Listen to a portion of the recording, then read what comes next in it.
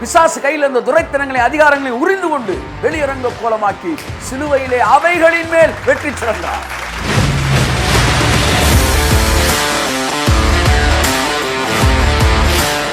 எனக்கு நல்லதை கொடுக்கறதா இருந்தா கூட எங்க அப்பா கஷ்டப்படுத்தி என்ன நல்லதை கொடுக்க மாட்டார் சார்.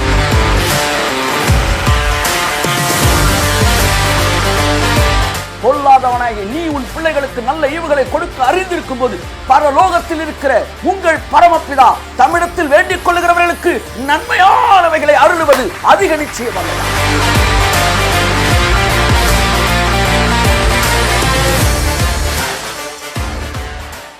இயேசு கிறிஸ்து உங்களை ஆசீர்வாதத்தை கொடுக்கிறேன். வேதம் இங்கு சொல்லுகிறது, பிதாவானவர், அதாவது நாம் பிள்ளைகள் என்று அழைக்கப்படுவதினாலே பிதாவானவர் நமக்கு பாராட்டின அன்பு எவ்வளவு பெரிது என்று பாருங்கள். பாருங்கள் அப்படின்னு தமிழ்ல கடைசியில் முடியுது, ஆங்கிலத்தில் பாருங்கள் நான் தொடங்குது. Behold what manner of love that Father has given unto us, that we should be called the sons of God. அழகிய பாடல் அந்த நாட்கள் நாம் பாடி இருக்கிறோம். Behold what manner of love that Father has given unto us, that we should be called the sons of God. தேவன் வச்சிருக்கிற அன்பு எவ்வளவு பெருசுன்னு பாருன்றார் கர்த்தர். பாரு, கண்ணை திறந்து பாரு. நீ அவருக்கு பிள்ளைன்னு அவர் சொல்றாருன்னா அந்த அன்பு எவ்வளவு பெரிய அன்புன்னு பாரு. அப்ப தேவனுடைய அன்பு எவ்வளவு பெருசுன்னு நீ பார்க்கணும்னா ஒரு அப்பாவுடைய அன்பு என்னன்னு உனக்கு தெரியணும். இன்னைக்கு அதான் பேச போறேன். தகப்பனுடைய அன்பு தெரியாதவர்களுக்கு தேவனை தெரியவே தெரியாது. நீ தேவனை தெரிந்து கொள்ள வேண்டும் என்றால் தகப்பனுடைய அன்பு என்னவென்பதை நீ தெரிந்து கொள்ள வேண்டும். Behold what manner of love that Father has given his love given unto us, that we should be called the sons of God, children of God. நாங்கள் தேவனுடைய பிள்ளைகள் என்று அழைக்கப்படுவதினாலே அப்படி அந்த இடத்துக்கு எனக்கு கொண்டு வந்திருக்கிறனால அந்த அன்பு எவ்வளவு பெருசு அப்படின்னு பாரு, கண்ணை திறந்து பாரு. ஸ்பர்ஜன் இருக்கார் பார்த்தீங்களா, அவர் இதை பிரசங்கம் பண்ணியிருக்காரு. அவர் என்ன பிரசங்கம் பண்ணியிருக்காருன்னு பார்ப்போம். பெரிய ஆளு, is the prince of the ப்ரீச்சர்ஸ்னு பிரசங்கிகளின் இளவரசர். அவர் அவர் தான் த பெஸ்ட் ப்ரீச்சர்னு ஒரு 200 வருஷத்தில் பெஸ்ட் ப்ரீச்சர்னு சரி, C.S. Spurgeon என்ன பேசியிருக்காருன்னு போய் பார்த்தோம்னா, Behold what manner of love that Father has given unto us ன்னு போட்டு கீழே என்ன சொல்றாரு, பாருங்கள் தேவன் நம்ம மீது வைத்த அன்பு எவ்வளவு பெருசுன்னு பாருங்க. ஆனா நம்மலாம் என்ன செய்யறோம்னா, நம்ம செஞ்ச பாவம் எவ்வளவு பெருசுன்னு பார்த்துக்கிட்டு இருக்கோம். நம்ம எவ்வளவு மோசமான மனுஷன் பார்த்துக்கிட்டு இருக்கோம். Behold what manner of man he is, what manner of man I am, behold what manner of sin I have done. இதைத்தான் நம்ம பார்த்துக்கிட்டு இருக்கிறோம். Behold what manner of man he is. அவன் எப்படி மனுஷன் பாரியா, நான் எப்படி மனுஷன் பாரியா. Behold what manner of past I have. எப்படி ஒரு பழைய வாழ்க்கை எனக்கு இருக்கு பாருன்னு இதெல்லாம் பார்த்துக்கிட்டு இருக்கோம். ஆனா பைபிள் இதெல்லாம் பார்க்க சொல்லல. தேவன் உன் மேல வைத்த அன்பு எவ்வளவு பெருசுன்னு பாரு. கையை தட்டு. ஆமென். நீங்கள் பார்க்க வேண்டியது உங்கள் பாவத்தை அல்ல, நீங்கள் பார்க்க வேண்டியது உங்கள் பழசை அல்ல, நீங்கள் பார்க்க வேண்டியது உங்கள் பலவீனத்தை அல்ல, நீங்கள் பார்க்க வேண்டியது தேவனுடைய அன்பை. அன்பு அதாவது அது எவ்வளவு பெருசு அப்படின்னு பார்க்கணும்னா, அவர் உன்னை பிள்ளைன்னு கூப்பிடுறாருல, அதை வச்சு அது எவ்வளவு பெருசுன்னு பாரு அப்படின்றார். அப்படின்னா அப்பாவோட அன்பை எவனுக்கெல்லாம் தெரியுதோ, அப்பா அன்புனா என்ன எல்லாம் சொல்லுங்க. அது ரொம்ப முக்கியம். அப்பா அன்புனா என்ன அப்படின்னு உனக்கு தெரியலனா, யாருக்கெல்லாம் தெரியாம இருக்கீங்க, சார் எனக்கு கல்யாணம் குழந்தை பிறல அதனால அப்பா அன்பு தெரியாது. உங்க அப்பா அன்பு தெரியும்ல. எனக்கு அப்பா அன்புனா என்னன்னு தெரியும்ல, நமக்கு தெரியும்ல. அப்ப அப்பா அன்பு என்னன்னு தெரியாட்டி, இல்லை பைபிளில் எவ்வளோ பார்க்குறோம்ல அப்பா அன்புன்னு, உலகத்தில் பார்க்குறோம்ல அப்பா அன்பு என்னன்னு, அப்பா அன்புனா என்ன நமக்கு தெரியலனா கடவுள் யாருன்னே தெரியாது. அன்பு, அப்பா அன்பு அப்படின்னு மனசுல வச்சுக்கிட்டு எவன் பிரசங்கம் பண்றானோ அவனுக்கு தான் கடவுள் யாருன்றதை உண்மையா பிரசங்கம் பண்றான்னு அர்த்தம். அப்பாவோட அன்பு தெரியாம கடவுளை பேசுறவன் கடவுளே காட்டல, ஒரு பொய்யான ஆளை காட்டுறான். அதனால் அவங்களுக்கெல்லாம் பேரு உபாத்தியார்கள், டீச்சர். அவங்ககிட்ட போய் கடவுள் யாருன்னு கேட்ட ஒழுங்கா சொல்லுவாங்களா? அதான் பவுல் சொல்றாரு, உங்களில் உபாத்தியார்கள் 1000 பேர் இருக்கீங்க, டீச்சர்ஸு, ஆனால் அப்பா ஒருத்தன் கூட இல்லையடான்றாரு.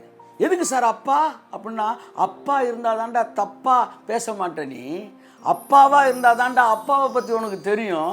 ஸோ அப்பானா யாருன்னு தெரிஞ்சாதான் இயேசு யாரு, பிதா யாருன்னு உனக்கு தெரியும்.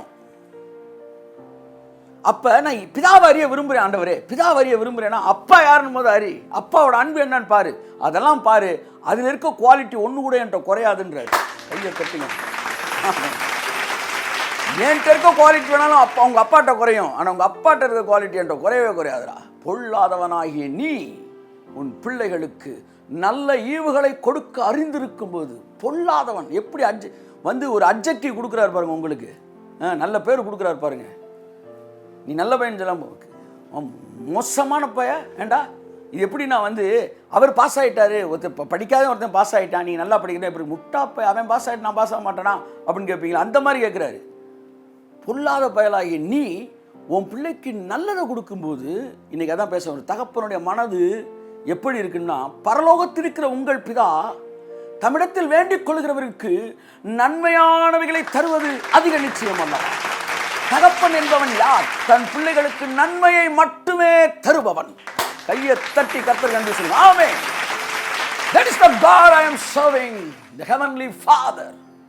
எப்படி மனது வந்தது உங்களுக்கு இந்த வியாதியை கர்த்தர் தந்தார் என்று சொல்வதற்கு? எப்படி மனது வந்தது உங்களுக்கு இந்த வைரஸை தேவன் அனுப்பினார் என்று சொல்வதற்கு? ஏன் தெரியுமா அவங்க அப்படி பேசுறாங்க? They are not beholding what manner of love that God Father has given unto us. தேவன் நமக்கு பாராட்டின அன்பை அவங்க பார்க்கல. வாட் மேனர் ஆஃப் லவ்னு பார்க்காம அவங்க எதை பார்த்தாங்க? வாட் மேனர் ஆஃப் சின்னு பார்த்துட்டாங்க. பைபிள் சொல்லுது, தேவனுடைய அன்பு எவ்வளோ பெருசுன்னு பாடுறா அப்படின்னு பார்த்துருந்தா மக்கள்கிட்ட வந்து அப்பாவை பேசியிருப்பாங்க. அவன் செஞ்ச பாவம் எவ்வளோ பெருசுன்னு பார்க்குறான். அதனால தான் வைரஸை பேசுகிறான், வெட்டுக்கிளியை பேசுகிறான், அதனால தான் வந்து வரப்போகிற வியாதியை பேசுகிறான். இதெல்லாம் தேவன் தர்றாரு நாக்கில் நரம்பே இல்லாமல் பேசுகிறார்கள். ஆனால் இயேசு தன் வாயை திறந்து சொன்னார், உங்களில் ஒருவன் தன் பிள்ளை, கை தட்டி சார் இருக்கு, உங்களில் ஒருவன், எவனாச்சும் ஒருத்தன் சொல்றான்றார். ஒரு 10,000 பேர் கம்முன்னு உட்காந்துருக்கிறாங்க. அதுல வந்து திருட்டு பயல்கள் இருக்காங்க, வந்து கொள்ளையடிக்கிறவன் இருக்கிறாங்க, மற்றவனை ஏமாத்துறவன் இருக்கிறாங்க, பொய் சொல்றவன் இருக்கிறாங்க, கொலகாரன் கூட இருக்கிறாங்க. ஆனா யாராவனாலும் இருந்துக்காயா, உங்களில் ஒருவன் அப்பத்தை கேட்கிற தன் பிள்ளைக்கு கல்லை கொடுப்பானா? மீனை கேட்கிற தன் பிள்ளைக்கு பாம்பை கொடுப்பானா? முட்டையை கேட்கிறவன் பிள்ளைக்கு தேளை கொடுப்பாயா? உன் பிள்ளை முட்டை கேட்டா தட்டில் தேள் வச்சு கொடுப்பியாடா? பொல்லாதவனாக நீ உன் பிள்ளைகளுக்கு நல்ல ஈவுகளை கொடுக்க அறிந்திருக்கும் போது, பரலோகத்தில் இருக்கிற உங்கள் பரமபிதா தமிழத்தில் வேண்டிக் கொள்ளுகிறவர்களுக்கு நன்மையானவைகளை அருளுவது அதிக நிச்சயம் அல்லவா? எதற்காக இந்த பிரசங்கத்தை இயேசு யூதர்களிடத்தில் பண்ணினார்? எதற்காக அவர்களை பார்த்து தேவன் நன்மையை மட்டுமே தருவார், அவர் உங்கள் தகப்பன் என்று சொன்னார்? காரணம், பழைய ஏற்பாட்டிலே பல இடங்களிலே இவர்கள் வியாதியையும் பிரச்சனையும் பிதாதான் தரான்னு எழுதி வச்சான். அதை தப்புடான்னு சொல்றதுக்கு தான் இந்த பிரசங்கத்தை பண்ணார். கையை தட்டி வருகிறார். பூர்வ காலம் முதல் பங்கு பங்காம் வகை வகையாம் தீர்க்கதரிசிகள் மூலம் திருவுளம் பற்றின தேவன் இந்த கடைசி காலத்தில் தம்முடைய குமாரன் மூலமாய் திருவுளம் பற்றினார். தீர்க்கதரிசி பேசுறதெல்லாம் கொஞ்சம் கொஞ்சம் தானா, ஃபுல் ரெவலேஷன் கிடையாதான். ஃபுல்லா இருந்த இவரையும் வராரு. இவரோ தேவனுடைய முழு தற்சரூபமாய் பூமிக்கு வந்தார். சில நேரம் சில தீர்க்கதரிசிகளை உங்களுக்கே சில நேரம் ஆவியை நிரப்பப்பட்டு ஒரு தீர்க்க தரிசனம் சொல்றாரு. எய்த்தாப்புல ஒருத்தர் இருக்கார் சார், அவரை பார்த்து இவர் பிரைம் மினிஸ்டர் ஆவாரு அப்படின்னு கர்த்தர் உங்களை தீர்க்க தரிசனம் சொல்ல சொன்னா நீங்க சொல்லுவீங்களா? உண்மையை சொல்லுங்க. நீங்க இருப்பீங்க, ஆனா சொல்லணும், ஆனா சொல்லக்கூட முடியாது. சொல்லணும் சொல்ல என்ன சொல்லுவீங்க? கர்த்தர் உன்னை உயர்ந்த இடத்திலே வைப்பார் அப்படி முடிப்பில்லை நீ. அப்ப தேவன் அப்படி சொல்லல, தேவன் பிரைம் மினிஸ்டர்னாரு. நீ வந்து உன்னால நம்ப முடியல, அதனால உயர்ந்த இடத்தில். இப்படிதான் பழைய ஏற்பாட்டில் தேவன் சொன்ன ஸ்டாண்டர்ட் வேற, இவன் எழுதி வச்ச ஸ்டாண்டர்டு வேற. அப்படித்தான் தேவன் வியாதி அனுப்பினார், தேவன் பிரச்சனை அனுப்பினார் என்று எழுதினார்கள். இயேசு வந்து சொல்றாரு, உங்களில் ஒருவன் தன் அப்பத்தை கேட்கிற தன் பிள்ளைக்கு பாம்பை தருவானா? மீனை கேட்கிற பிள்ளைக்கு வந்து என்னது, அப்பத்தை கேட்கிற பிள்ளைக்கு கல்லையும் மீனை கேட்கிற பிள்ளைக்கு பாம்பை தருவானா? முட்டையை கேட்கிற பிள்ளைக்கு தட்டில் தேள் வச்சு தருவியாடா? பொல்லாதவன் நீங்கள் உங்கள் பிள்ளைகளுக்கு நல்ல ஈவுகளை கொடுக்க அறிந்திருக்கும் போது பரலோகத்தில் இருக்கிற உங்கள் பரமபிதா. அப்படின்னா என்ன? அப்பானா யாருன்னு உனக்கு தெரிஞ்சா தாண்டா தேவன்னா யாருன்னு தெரியும் என்று முடிச்சார் மேட்ரு. Unless you don't know the quality of a love of a father, you will not know who your God is. உங்க அப்பாவோட அன்பு, அந்த அன்போட குவாலிட்டி என்னன்னு உனக்கு தெரியலனா கடவுள்னா யாருன்னு உனக்கு தெரியாது. நீ டைட்டிலே அதுதான், தகப்பனின் அன்பு என்னவென்று தெரியாதவனுக்கு தேவன் யார் என்று தெரியவே தெரியாது. அவன் எல்லாம் பிரசங்கம் பண்ணானா குருட்டாம்போக்கில் பேசிட்டு இருக்கிறான்னு அர்த்தம். ஏன்னா அன்புன்னு என்னன்னு தெரியல. அதனால தான் யோவான் இதை எழுதிட்டு 3ஆம் அதிகாரத்தை 4ஆம் அதிகாரத்தை எழுதுறாரு, அன்பை அறியாதவன் தேவனை அறியான் எழுதுறான் பாருங்க. இந்த வசனத்தில் கனெக்ட் பண்றான். அன்பு அறியாதவன் தேவனை அறியான், காரணம் தேவன் அன்பாகவே இருக்கிறார். அந்த ஏகாரம், அது ஏகாரம் வந்துச்சுன்னா என்ன அர்த்தம்னா அதுக்கு மேல ஒண்ணுமே இல்லைன்னு அர்த்தம்.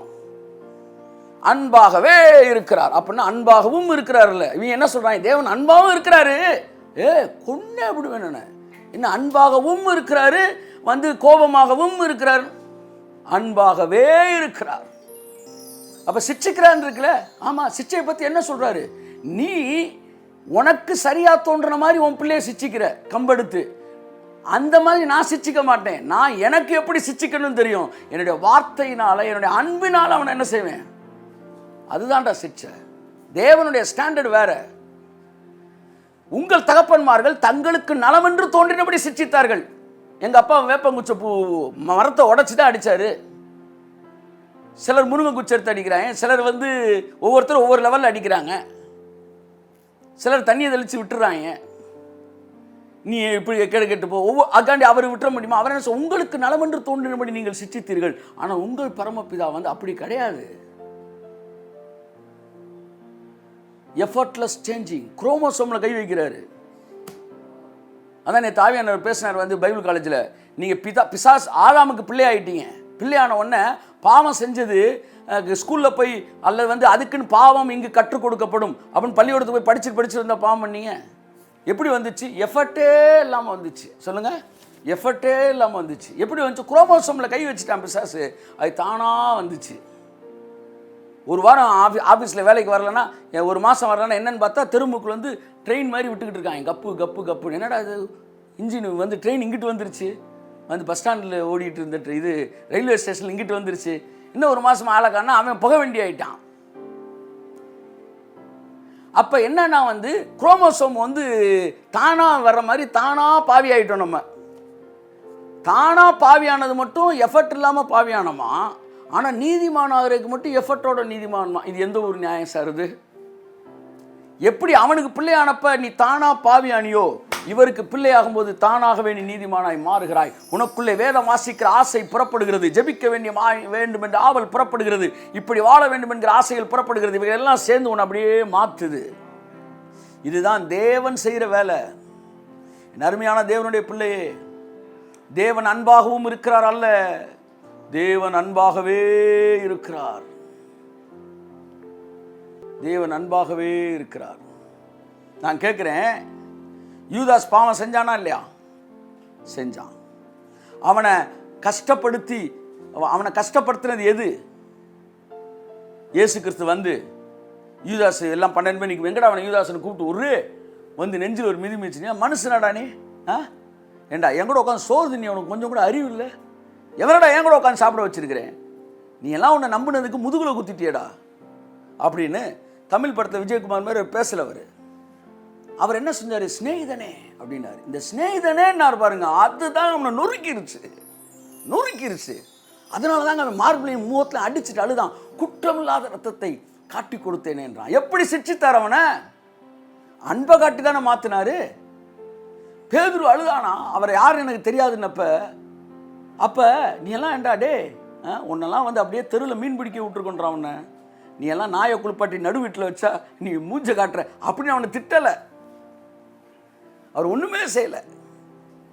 யாரு உன் சீசர்கள் யாருன்னு அறையிறான் இயேசுவை. சொல்லு, ஏன்னா 12 பேரும் டெரரிஸ்டாக கவுண்ட் பண்ணாங்க. யாரா உன் சீசர்? சொல்லுன்னு அறையிறான். அங்கே இன்னொருத்தன் பேதுருவை பார்த்து ஒரு அம்மா சொல்லுது, நீ அவர் கூட இருந்த மாதிரி இருக்கே, அந்த ஆள் கூட இந்த மாதிரி இருக்கு. ஒரு சிலர் இருக்கிறாங்க, இந்த இது யாரெல்லாம் இந்த ஃபேஸ்புக்கில் நமக்கு கான்டாக்டாக இருக்கலாம் அவங்கெல்லாம் போய் சில அம்மாக்கள் பார்க்குற மாதிரி அங்கே ஒரு அம்மா உட்காந்து, நீ அவன் கூட இருந்த மாதிரி இருக்கே, நீ லைக் கொடுத்துருக்கு இல்லையா ஃபேஸ்புக்கில், நாங்கள் இப்போ லைக்கை ஃபுல்லாக நாங்கள் தேடிட்டு இருக்கிறோம். அவன் சொன்னால் இவர் யாருன்னே தெரியாது சார் அப்படின்னா.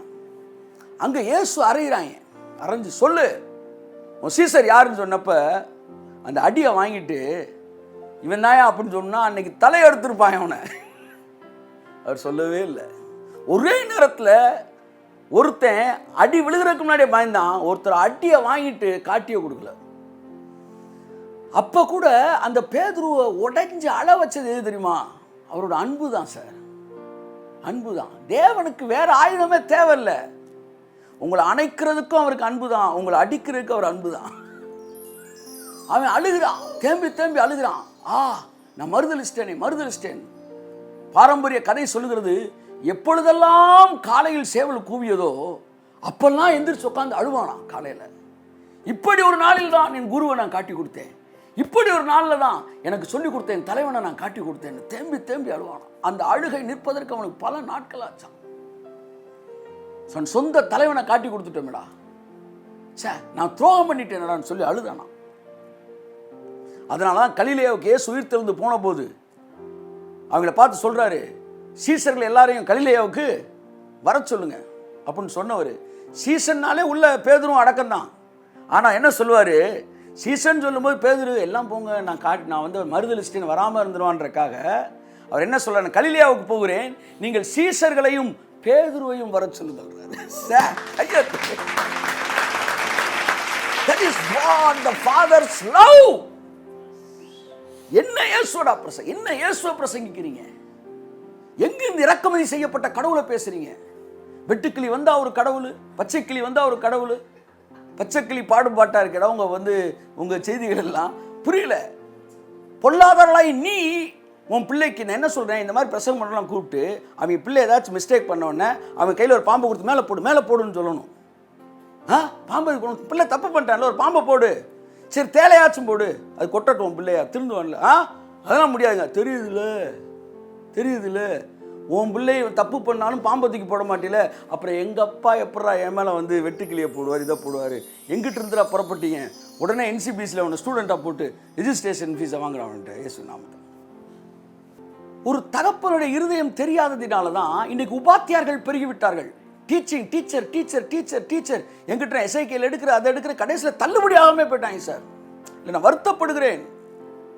கர்த்தரா இயேசு கிறிஸ்து நாமத்தில் எல்லாம் விடுவிக்கப்பட்டுட்டீங்க. இன்னைக்கு இந்த செய்தி வந்து ஜனங்களுடைய கண்களை திறக்கட்டும். 10,000 பேர் கேட்டாலும், லட்சம் பேர் கேட்டாலும், அடுத்த ஃபார்வர்ட் பண்ணி ஃபேஸ்புக் எல்லாத்தையும் சேர்ந்து பல லட்சங்கள் கேட்டால் இயேசு நாமத்தினால இன்றைக்கு தகப்பனுடைய மனதை நீங்கள் புரிந்து கொண்டால் நீங்கள் ஆராதிக்கிற தேவன் யார் என்பதை நீங்கள் புரிந்து கொள்வீர்கள். தகப்பனின் இருதயத்தை அறியாத ஒருத்தனுக்கு கடவுள் யாருன்னு தெரியாது. அப்ப இன்னைக்கு தகப்பனை அறிஞ்சிட்டா என்ன நடக்கும்? உங்களுக்குள்ள இருக்கிற ஜீவன் பெருகும். இன்னையிலிருந்து உங்க வாழ்க்கையில உங்களை சுத்தி மேனிஃபெஸ்டேஷன் நடக்கும். என்ன மேனிஃபெஸ்டேஷன்? லவ்வோட மேனிஃபெஸ்டேஷன். அப்பாவோட அன்பை புரிஞ்சுக்கிட்டீங்கன்னா இன்னையிலிருந்து அப்பா என்னென்னலாம் அவர் அன்புல உங்களுக்கு செய்யறாருன்றது இன்னைக்கு உங்களை சுத்தி நடக்க ஆரம்பிக்கும் பாருங்க. இதுவரை திறக்காத கதவுகள் திறக்கும், இதுவரை சுகமாகாத வியாதிகள் சுகமாகும், இதுவரை பலவீனங்கள் இருந்து விலகி போகும் இயேசுவின் நாமத்தினாலே. ஏன்? அவரை அறிவதே நித்திய ஜீவன்.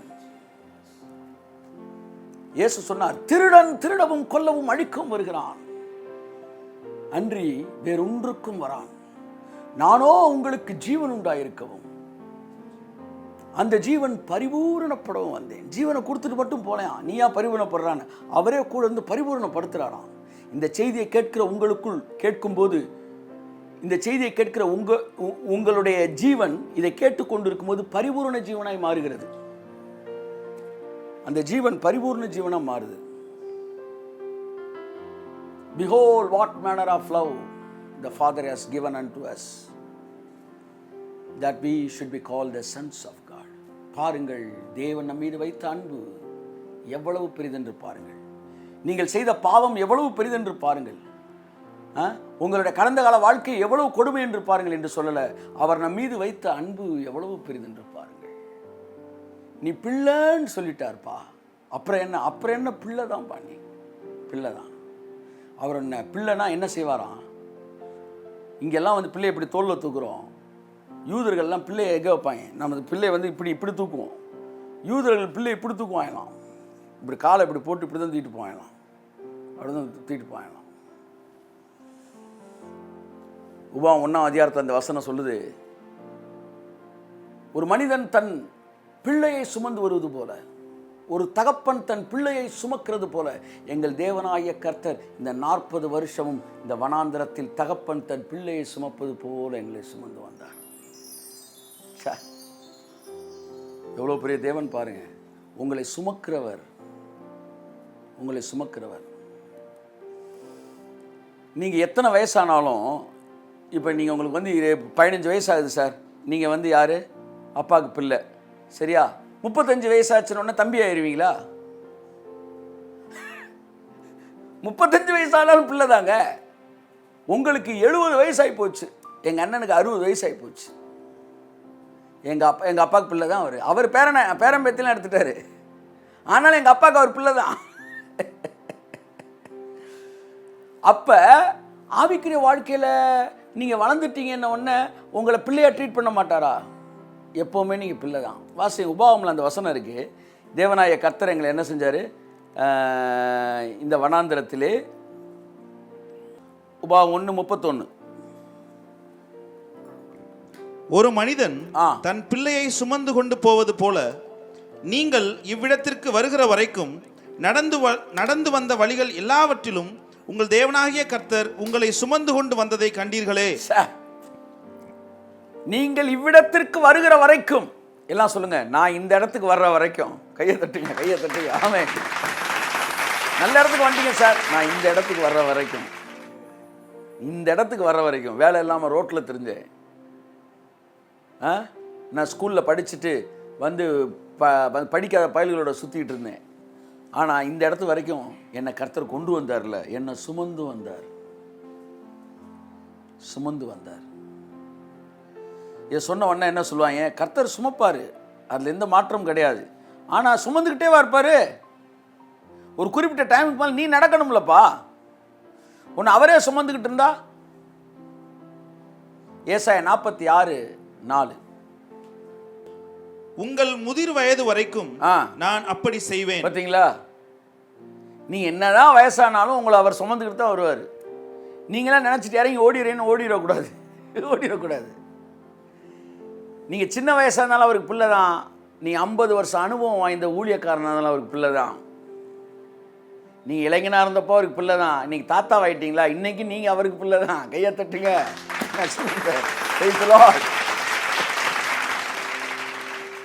நான் முதிர் வயது வரை அப்படி செய்வேன். அடுத்து நரை வயது மட்டும் நான் உங்களை தாங்குவேன். நான் அப்படி செய்து வந்தேன், இனிமேலும் நான் ஏந்துவேன், நான் சுமப்பேன், தப்புவிப்பேன்.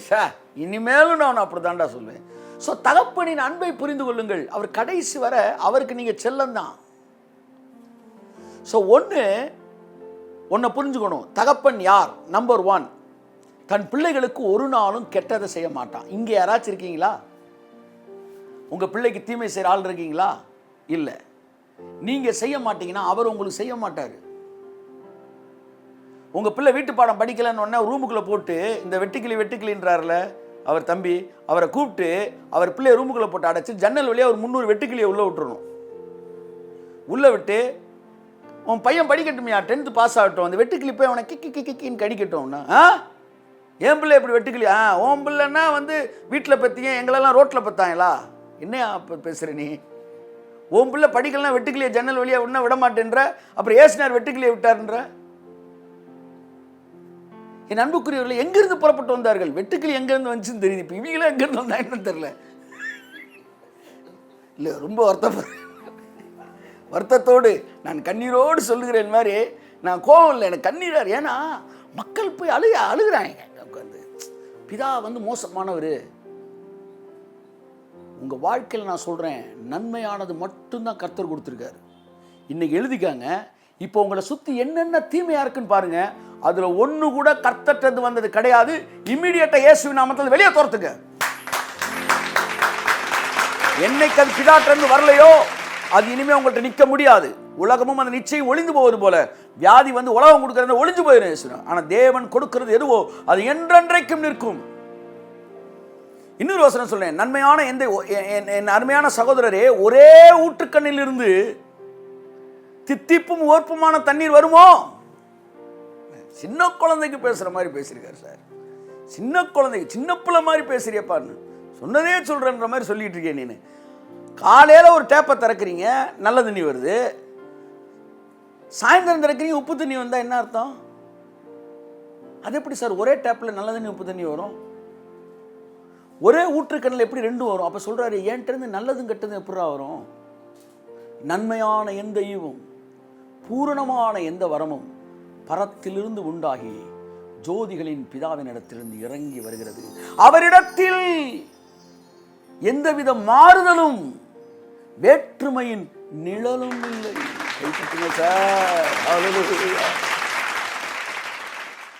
என் அன்புக்குரியவர்களே, அவரிடத்தில் எவ்விதமான மாறுதல் இல்லையா, வேற்றுமை இல்லை அப்படின்னு சொல்லல, வேற்றுமையின் நிழல் கூட இல்லையா அவர்கிட்ட. நான் கர்த்தர், முடிங்க, நான் மாறாதவர். கையை தட்டுங்க. ஆமென், ஹல்லேலூயா. சார், இது மரக்கட்டை. அதான் ஊழியக்காரர் சொன்னாரு, இது மரக்கட்டை. நான் தொட்டாலும் மரக்கட்டை தான். ஒரு பேங்கை கொள்ளையடிக்கிறவன், ஒரு கொலகாரை வந்து தொட்டாலும் இது மரக்கட்டை தான். ஏன்னா இதோட கேரக்டர் இதுதான். நல்லவன் தொட்டாலும் மரக்கட்டை, கெட்டவன் தொட்டாலும் மரக்கட்டை. சின்ன பையன் தொட்டாலும் மரக்கட்டை, பெரியாள் தொட்டாலும் மரக்கட்டை. கர்த்தர் சொல், நான் அன்பாகவே இருக்கிறேன். நல்லவன் தொட்டாலும் நான் அன்பு தான், கெட்டவன் தொட்டாலும் நான் அன்பு தான். நான் கர்த்தர், நான் மாறாதவன். தேவன் உங்களுக்கு வியாதியை தருகிற தேவன் அல்ல. தேவன் உங்களுக்கு பிரச்சனையை தருகிற தேவன் அல்ல. தேவன் உங்களுக்கு தண்டனை தருகிற தேவன் அல்ல. உங்கள் தண்டனையை தான் சிலுவையில் அவர் வாங்கினார். அதான் பைபிள் சொல்லுது, பிரம்பை கையாடவன் தன் மகனை பகைக்கிறான். அதோட முடிச்சிடறான். அடுத்த வசனத்தை வாசி, தொடர்ந்து வாசி. அவன் மீது அன்பா இருக்கிறவனோ அவனை ஏற்கனவே சிட்சிக்கிறான். எப்படி? பெரம்புல கொடுக்கிறது தண்டனையா, அன்புல கொடுக்கிறது தான் சிட்சையா. அப்ப அந்த அன்பு வரும்போது அந்த லவ் அவனை வந்து என்ன செஞ்சிருந்தான், சரி பண்ணிடுதுன்றான். அவனை ஏற்கனவே சரி பண்ணிடுது. சிலுவையில் அவர் வாங்கின அடியினாலே நாங்கள் ஏற்கனவே சரி செய்யப்பட்டோம் அந்த அன்பினாலே. அப்பா என்றால் முதல் பாயிண்ட், உங்க வாழ்க்கையில உங்களை கஷ்டப்படுத்துற எதையும் ஒரு அப்பா தன் பிள்ளைக்கு தரமாட்டான் அப்படின்றது உண்மைனா நீங்க கடவுளை புரிஞ்சுக்கிட்டீங்கன்னு அர்த்தங்க. அவ்வளவுதாங்க. கடவுள் ரொம்ப சிம்பிளான லாஜிக்குங்க. கடவுள் வந்து ஒரு சிம்பிளான ஒரு பர்சனுங்க, சிம்பிளான ஒரு கேரக்டருங்க. அப்பா தாங்க கடவுள். அது அடிக்கடி முன்னாடியே கர்த்தர் என்று சொல்லுவார், வந்து தேவன் வந்து உனக்கு அப்பாவா இருக்காரு அப்படி நினைக்காரா? உங்க அப்பா தேவனா இருக்கிறாரு, உங்க அப்பா கடவுளா இருக்கிறாரு. சும்மா அப்பா அப்பா அப்பான்னு வாயில சொல்றே இல்லை. நீ ஆண்டவரேன்னு கூட ஜெபத்தில் சொல்லலாம், தப்பு இல்லை. ஆனா மனசுல உண்மையான அன்பை பேசுறேன் நான். ஒரு அப்பாவை புரிந்து கொள்கிற மனநிலை. தேவனேன்னு கூட நீங்க ஜெபிச்சிருக்கலாம், உடனே அன்பு இல்லைன்னு அர்த்தம் கிடையாது. அப்பான்னு நீங்கள் சொல்கிறனால தான் அன்புன்னு கிடையாது. நீ எப்படி வேணாலும் ஜெபிக்கலாம், தப்பு இல்லை. ஆனால் உங்கள் மனசில் அவரோட ஹார்ட்டு தெரிஞ்சால் போதும், இந்த பூமியில் பரிபூரண ஜீவன் உங்களுக்குள்ளே நிரம்பும். நித்திய ஜீவன் வேலை பார்க்க ஆரம்பிச்சு இந்த பூமியில். இந்த heaven on earth life style இங்கே வந்துடும். நீங்கள் வேணாலும் பாருங்களேன், உங்கள் அப்பாவை நீங்கள் புரிஞ்சுக்கிட்டீங்கன்னா, அதாவது பிதாவாகிய தேவனை புரிஞ்சுக்கிட்டீங்கன்னா, இந்த வாரமே உங்களை சுற்றி சூப்பரான நல்ல விஷயங்கள் நடக்க போகுது. உங்களை சுற்றி இருக்கிற எதிர்மறையான பலவீனங்கள் எல்லாம் உங்கள் வீட்டை விட்டு ஜக்கால் ஜக்கால் ஜக்கால் வெளியேறி இயேசு நாமத்தில். ஏன்னா அது பிதா கொடுக்காத இயேசு நாமத்தினால. இரண்டாவது விஷயம், அவர் நல்லது. முதல் விஷயம், நல்லதையும் கெட்டதையும் மாறி மாறி தர்ற தேவன் இல்லை, நல்லதை மட்டுமே செய்கிற தேவன். அத்தான் கிருபை சொல்லுது, அவர் நல்லவர் நல்லவர் நல்லவர். தாவீது சொன்னார், அவர் நல்லவர், அவர் கிருபை என்றும் உள்ளது.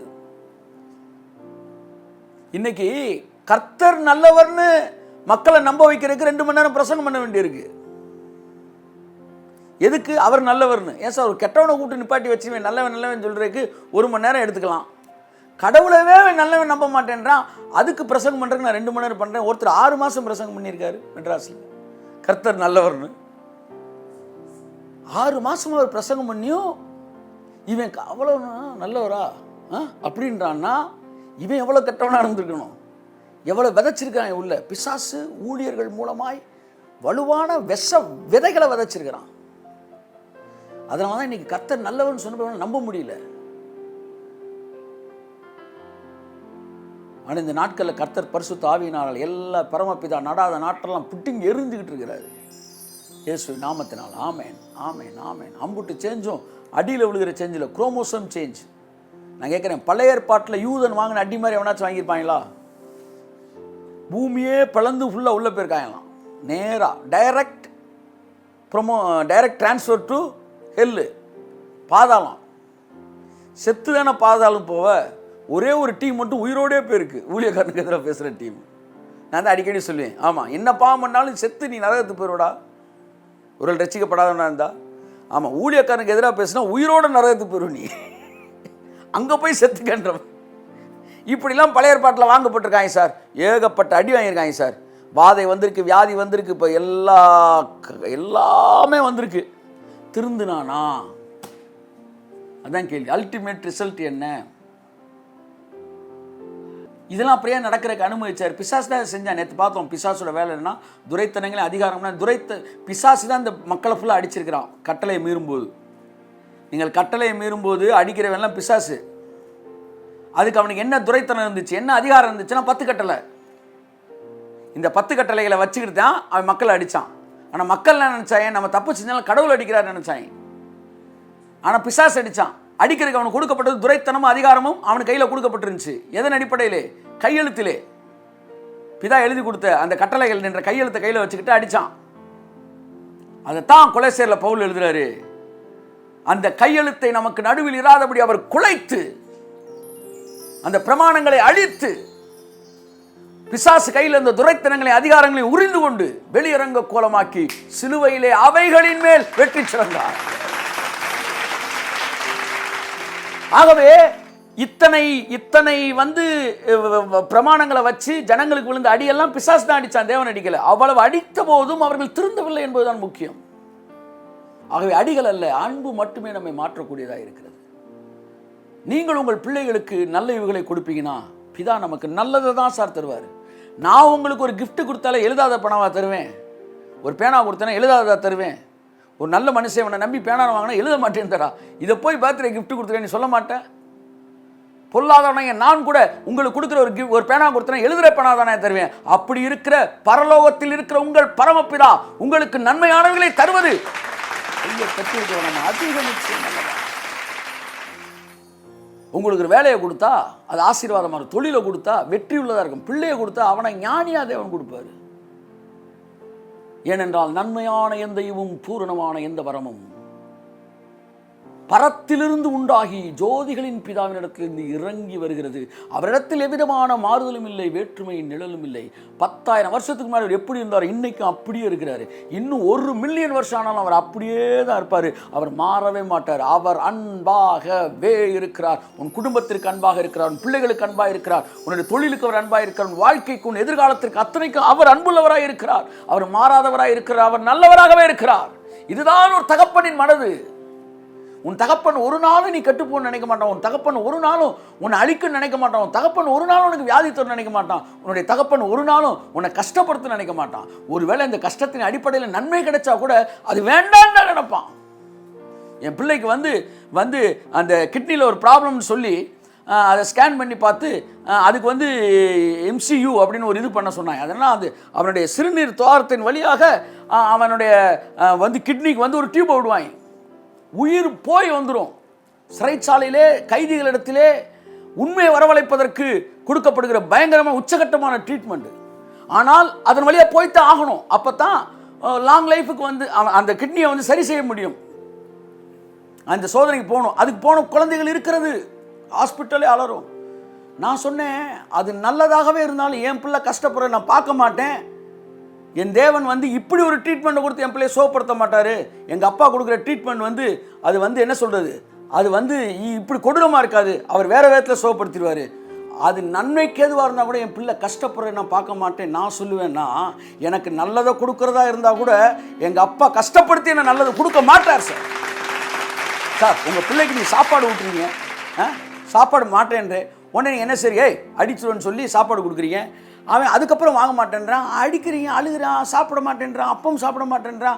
ஒரு லெவலுக்கு மேலே திரும்ப அடிக்க போகும்போது என்ன சொல்லுவீங்க? சரி விட்டுரு, சாப்பிடாட்டினாலும் பரவாயில்ல, அவன் அழக்கூடாதுன்னு ஒரு முடிவு வருவீங்க பாருங்க.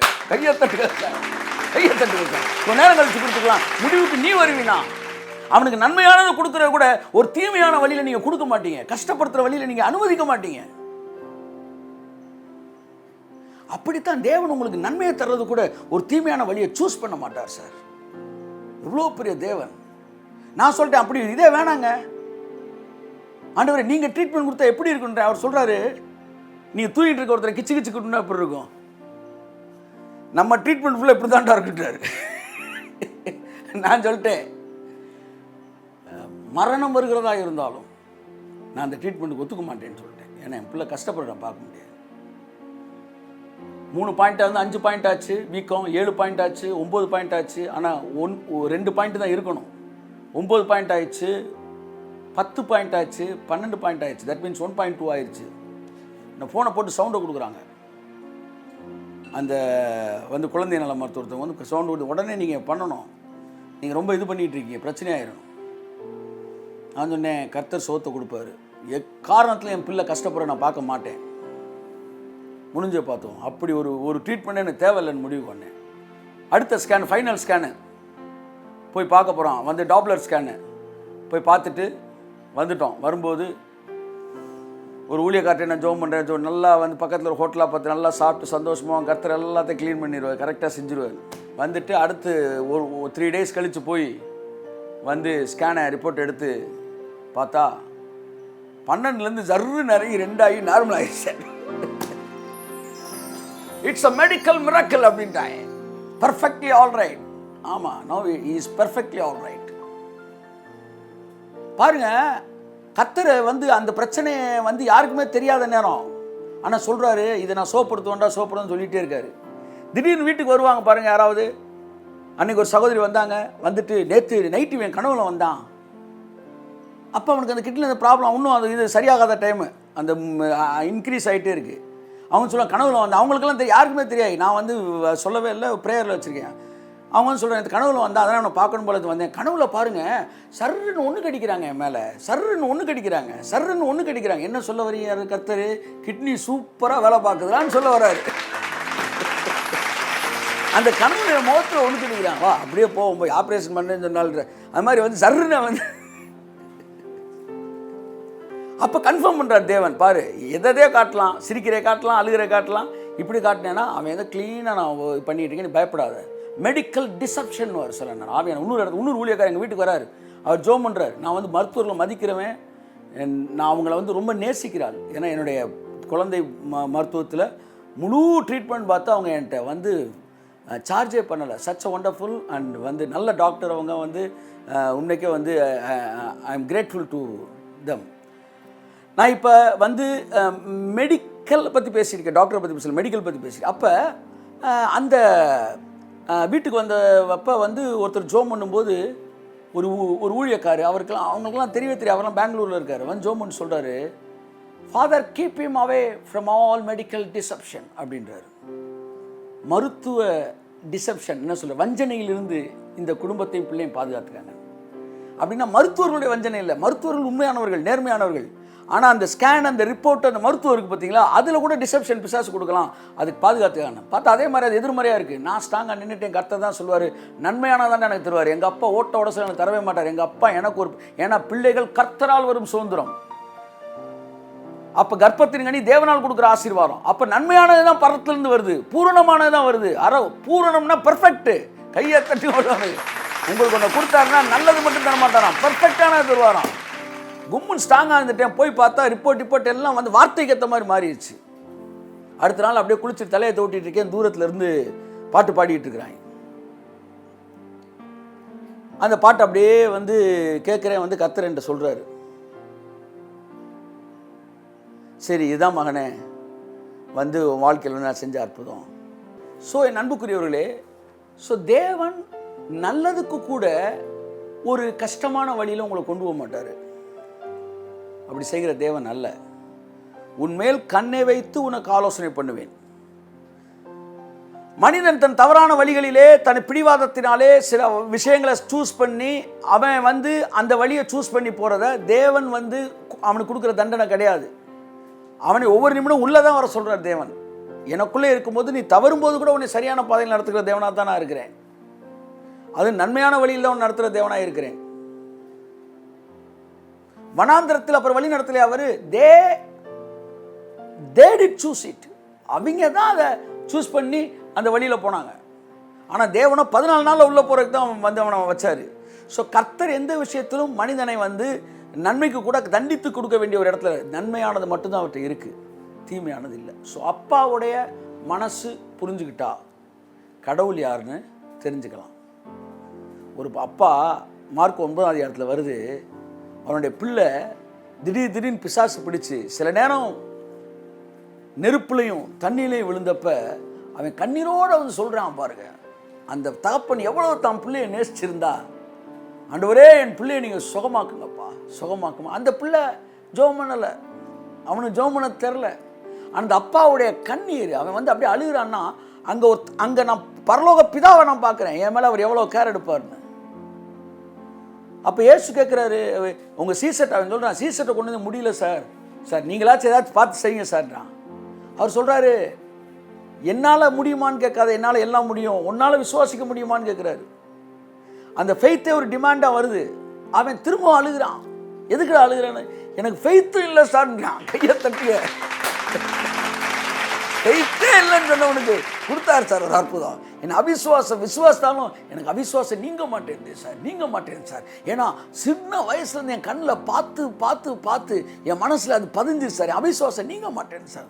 கவலைப்படாதடா, கவலைப்படாத. நீ அவிசுவாசம் உனக்கு இருந்தாலும் உனக்கு அற்புதம் செய்கிற ஒரு பரம தகப்பனின் மனது இன்றைக்கு உங்களுக்கு முன்பாக இருக்கிறது. வாழ்க்கையில் எதிர்ப்புகளை எதிர்மறையானதை பார்த்து உங்கள் மனசில் பதிஞ்சிருக்கலாம். எனக்கு அவிசுவாசம் நீங்க மாட்டேன், எனக்கு அற்புதம் செய்ய மாட்டேன்னு நினைக்காதீங்க. அந்த தகப்பன் உங்களுக்கு அற்புதம் செய்கிற தேவன் தகப்பன். நீங்கள் பயந்து போய் எந்த தவறான முடிவுகளை எடுக்க வேணாம், தவறான வழிகளை சூஸ் பண்ண வேணாம். கர்த்தரை நம்பி நன்மை செய்யுங்கள், நீங்கள் அறுவடையை தேசத்தில் சுதந்திரித்துக் கொள்வீர்கள். ஸோ உங்களை இந்த காலை வேளையில் தகப்பனுடைய அன்பு ஒரு பெரிய அன்பு, அதை பற்றி பேசிக்கிட்டே இருக்கலாம். அதை நீ தகப்பனை அறிய நீங்கள் பிதாவை வந்து என்ன செஞ்சிருவீங்க, உங்கள் கடவுள் யாருன்னு உங்களுக்கு தெரியும். இன்னைக்கு பார்த்தது என்னன்னா, அப்பத்தை கேட்டால் உங்களுக்கு கல்லை கொடுக்க மாட்டார், மீனை கேட்டால் பாம்பு கொடுக்க மாட்டார், முட்டையை கேட்டால் தேலை கொடுக்க மாட்டார். அவர் நன்மையானவைகளை தருகிற தேவன். கர்த்தர் நன்மையானதை தருவார். பழைய ஏற்பாட்டில் ஒரு வசனம் இருக்குது சங்கீதத்தில், இங்கே நன்மையானவைகளை தருகிற தேவன்.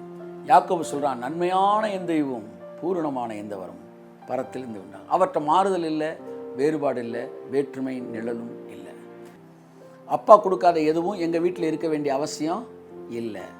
இயேசுவின் நாமத்தில் வெளியேறுன்னு சொல்லிவிட்டு உங்கள் வேலையை பார்த்துக்கிட்டே இருங்க. போகிறானா இல்லை ஒன்றும் கவனிக்க வேணாம், வேலையை பார்த்துக்கிட்டே இருங்க. திரும்ப வந்து தேடி பார்த்தா அது இருக்காது, அது இருக்காது. சொல்லுங்கள், அது இருக்காது. திரும்ப சொல்லுங்கள், அது இருக்காது, அது இருக்காது. கர்த்தர் உங்களை விதமாக ஆசீர்வதிப்பார். இந்த நாள் நல்ல ஒரு நாள். உங்களோடு கூட தேவனுடைய வார்த்தையை பகிர்ந்து கொள்ள கர்த்தர் உதவி செய்தார். சங்கீதம் 85:12 இருக்குது, கர்த்தர் நன்மையானதை தருவார், தேசமும் தன் பலனை கொடுக்கும். யாக்கோபு 1:17, நன்மையான எந்த ஈவு அவரிடத்தில் வருகிறது. ஸோ இது எல்லாமே வந்து நன்மைன்னு தான் சொல்லுது. யோவான் 17:3, ஒன்றான மெய்தேவனாய் உம்மையும் நீர் அனுப்பின இயேசு கிறிஸ்துவை அறிவதே நித்திய ஜீவன். ஸோ அப்பாவோடைய மனசை புரிஞ்சு கடவுளை அறிய உங்கள் குடும்பத்துக்குள்ளே இதுவரை இல்லாத ஆசீர்வாதம் உள்ளே வரும், இதுவரை இல்லாத சந்தோஷம் வரும், இதுவரை இல்லாத ஆரோக்கியம் வரும். உங்கள் வாழ்க்கையில் உயர்வு வந்து கொண்டே இருக்கும். அதே போல் தான் பைபிளில் லூக்கா 15 அதிகாரத்தில் தன் மகன் வந்து பன்னி திங்கிற தவிட சாப்பிட்ற கூட வழி இல்லாமல் பன்னி மேய்ச்சி பன்னிகளோடு இருந்து பன்னியோடைய நாற்றத்தோடு ஓடி வந்த தன் பிள்ளைய பைபிள் சொல்லுது, தன் தகப்பனிடத்தில் வந்தான். அவன் தூரத்தில் வரும்போதே அவனுடைய தகப்பன் அவனை கண்டு மனதுருகி ஓடி அவன் கழுத்தை கட்டி கொண்டு முத்தம் செய்தான். இது வந்து இட்ஸ் மேட்டர் ஆஃப் லவ். அவன் தூரத்துலேருந்து வரான், உடம்பெல்லாம் வந்து பன்னியோட வாழ்ந்து எந்திரிச்சு வரான், குளிக்காமல், சோறு இல்லாமல், தண்ணி இல்லாமல், பன்றிகளை மேய்த்து பன்றி கொட்டகையில் தூங்கி அழுக்கோடு வருகிறான். எங்கே நீங்கள் பிரசங்கித்த நீதி பரிசுத்தம் இவைகளை முக்கியத்துவப்படுத்துகிற தேவன். இது எல்லாம் அன்பின் தேவனுக்கு பின்னாடியா? எங்கே போனது அவருடைய வந்து நீங்க சொல்லுகிற பரிசுத்தத்துக்கே முக்கியத்துவம் கொடுப்பார், அன்புக்கு கிடையாதுன்னு சொன்ன தேவன் எங்க? இங்க அவற்றை இருக்கிற எல்லா அருமையான குணங்களையும் டிமாண்டா நீங்க மாத்திட்டீங்க. அதெல்லாம் அவர்கிட்ட இருக்க நல்ல குணங்கள், பரிசுத்த, நீதிலாம். அது டிமாண்டாக கொண்டு வரல, லவ். அதான் சாக்ரடீஸ் சொன்னான், அன்பு எதையும் எதிர்பார்க்காது. அது எப்படி சொல்லுவாங்க வந்து, அன்புக்கு காரணமே இல்லையா. Love has no reason. If it has reason it is not love அப்படின்னா. அன்புக்கு எந்த காரணமும் கிடையாது. இப்போ உங்களை அவர் நேசிக்கிறார்ல, அது எந்த காரணமே கிடையாது. கை தட்டு. ஆமே. ஒரு வேளை ஏதாச்சும் ஒரு காரணம் இருந்துச்சுன்னா அதுக்கு பேர் அன்பே கிடையாது. என்னங்க, ரைட்டா இல்லையா? பொண்ணு அழகா இருக்கு அப்படின்னு முடிக்கிறான்ல, அதுக்கு பேர் அன்பே கிடையாது.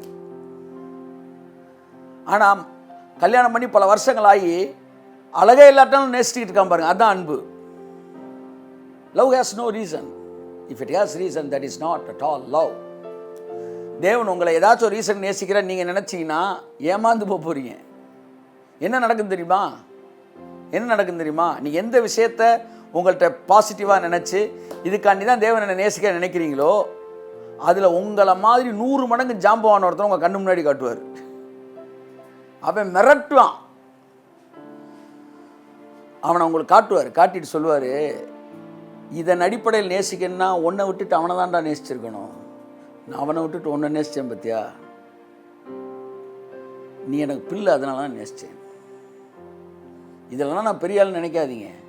இதில் பெரிய பெரிய ஜாம்பவான்கள்லாம் வெளியே நிற்கிறாங்க. இங்கே மைக்கை பிடிச்சி 4 பாட்டை பாடிட்டு நான் பெரிய பாடகர்ன்ற மனநிலையில் இருந்தால் வேரோடு வெடி வச்சு அழிச்சிருங்கன்றேன். ஏன்னா உங்களெல்லாம் வந்து சினிமா பாடகர்களை கூட்டு போய் காட்ட விரும்புகிறேன், கசல் சிங்கர்ஸை காட்ட விரும்புகிறேன், கர்நாடிக் சிங்கர்ஸை காட்ட விரும்புகிறேன், ஹிந்துஸ்தானி சிங்கர்ஸை காட்ட விரும்புகிறேன். செதுக்குறான் செதுக்குறான். அப்படியே அவன் வாய்ஸ் வந்து எங்கேயோ இருக்கு. கர்த்தர் சொல்றாரு, தூக்கணும்னு அவனை தூக்கியிருப்பேன்டா. நீ பெரிய வந்து பித்தலாட்டக்காரன், வந்து நீ இவ்வளோ அழகா பாடுறன்ட்டுலாம் உன்னை நான் செலக்ட் பண்ணல, உன்னை விட சூப்பராக பாரு எங்கே இருக்கிறான் பாரு. என்ன பிரசங்கம் பண்ணி அழகா பிரசங்கம் பண்ணுறவனுக்கு நான் செலக்ட் பண்ணல, உன்னோட பேசுகிறேன் அங்கே இருக்கிறான் பாரு. நீ அழகா இருக்கேன்னு உன்னை செலக்ட் பண்ணல, என்ன நான் சொல்லிக்கிறேன், உன்னை அழகா இருக்குன்னு செலக்ட் பண்ணல, உன்னோட நல்லா சீரியஸாக பேசிட்டு போய் டக்குனு ஜோக் அடிச்சிருக்கீங்களே. சரிங்களா, சீரியஸாக தான் பேசிகிட்டு இருக்கிறேன். என்னை பார்த்து கத்த சொல்லி அழகா இருக்கணும்னு செலக்ட் பண்ணல, ரொம்ப புருவப்படாத. உன்னோட அழகா இருக்கணும் 1-2 பேர் இருக்கிறாங்க, 1-2 பேர் தானே, அதுவும் வெளியில் இருக்கிறாங்க. அப்போ எதுக்காகவும் நம்மளை செலக்ட் பண்ணல, நம்மளோட சூப்பர் பார்ட்டிலாம் வெளியில் இருக்கிறாங்க சார். யோபு சொன்னா, நான் நல்லவன், நான் வல்லவங்க, வாடா, நான் வந்து ஐ ஹாவ் அ செல்ஃப் கண்ட்ரோல்ன்றீங்க, வா. பலத்தை வச்சு ஒன்று நான் நேசிச்சேனா, உன் ஆவிக்குரிய பலத்தை வச்சு வலிமையை வச்சு நேசிச்சேனா, அங்கே பார் டைனோசரை பார், அது பக்கத்தில் நீ போக முடியுமா? தீக்கோழி ஓடுற ஓட்டத்தை பார், பறவை கூட அது பக்கத்தில் பறக்க முடியும், அவ்வளோ வேகமாக ஓடுது. இல்லை இதை விட நீ வலிமை இல்லவனா? வலிமை, குதிரை வீரியம் உனக்கு தெரியுமா? அது கணைச்சு பூமியில் வந்து காலை அடிச்சுச்சுன்னா முன்னாடி இருக்கிறேன் பாதி பயத்தில் செத்துருவான்டா. போர்க்குதிரையை பார்த்துருக்கிறியா நீ?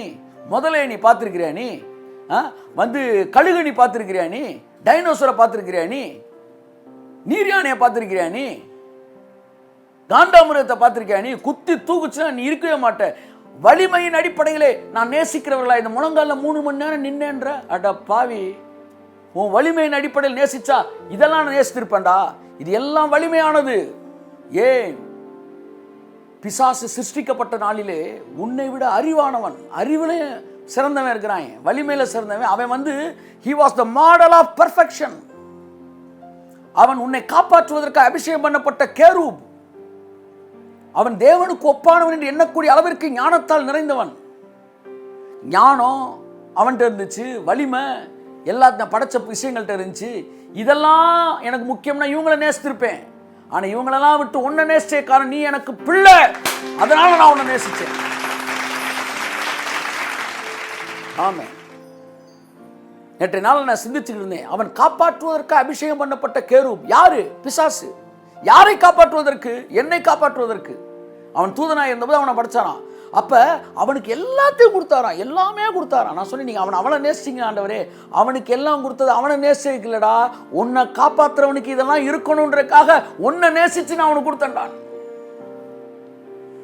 ஒரு கலெக்டருக்கு வந்து கதவை திறக்கிறவனுக்கு அவளை யூனிஃபார்ம் கொடுத்துருக்காங்கன்னா கவர்மெண்ட் அவனை நேசிக்குதா? அந்த முன்னாடி ஒருத்தர் வருவார்ல, அங்கே ஒருத்தர் இதெல்லாம் போட்டு கலெக்டர் காரில், அவருக்கு கொடுக்குற காரணம் அவரை நேசிச்சா கொடுக்குது. பின்னாடி வரவர் கலெக்டரு, அதனால் அவருக்கு இந்த ட்ரெஸ்ஸு. அப்படி தான் பிசாசுட்டு எல்லாம் கொடுத்தாராம். ஏன்னா அவனை நேசிச்சு இல்லை, இதெல்லாம் என் பிள்ளையை காப்பாற்றுறவனுக்கு இதெல்லாம் வேணும், கையத்தட்டு ஆமென் என்று என்னை நேசித்ததற்காக அவன் இருக்கார். நான் அறிவில் குறைவுள்ளவன், நான் வலிமையில் குறைவுள்ளவன், ஆனால் தகப்பனுடைய மனதிலே நான் இடம் பிடித்தவன், அவருடைய வித்து நான்.